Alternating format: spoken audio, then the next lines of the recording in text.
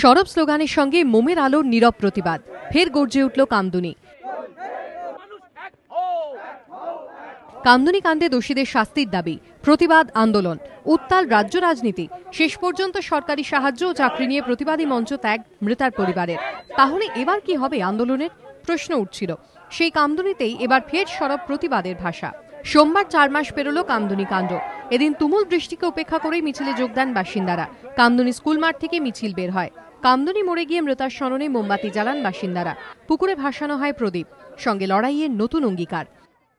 দেখুন, আমরা তো নারী নির্যাতনের বিরুদ্ধে আন্দোলন করেছি। তা নারীরা নির্যাতিত হলে এই প্রতিবাদ তো মানুষের মনে থাকবেই যে এর প্রতিবাদ হওয়া উচিত। ধর্ষণের বিরুদ্ধে অবশ্যই একটা প্রতিবাদ থাকা উচিত মানুষের মনে। এদিনও দোষীদের শাস্তির দাবিতে সরব হন বাসিন্দারা। তারা বলেন সুবিচারের দাবিতে চলবে আন্দোলন। যেহেতু আমাদের 7 তারিখে ঘটনাটি ঘটেছিল আর 7 তারিখেই আমরা এই প্রতিবাদ শুরু করেছিলাম সারা গ্রামবাসী মিলে, তো আমাদের সেই প্রতিবাদ এখনও তেমনই আছে। যে যতই বলুক যে আমাদের প্রতিবাদ থেমে গেছে, তো আমরা চাইব সমস্ত মানুষ এসো আমাদের পাশে দাঁড়াও। আমরা যেমন নারী নির্যাতন বিরোধী আন্দোলন করছি তেমন করব।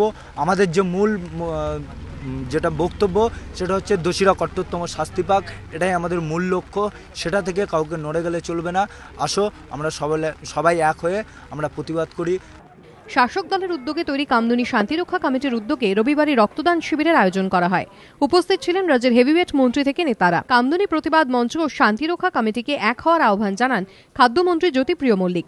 এই পরিস্থিতিতে সোমবার প্রতিবাদ মঞ্চের এই কর্মসূচি ঘটনাক্রমে নতুন মাত্রা যোগ করল বলেই মনে করছে রাজনৈতিক মহল। প্রকাশ সিংহের রিপোর্ট, এবিপি আনন্দ, কলকাতা।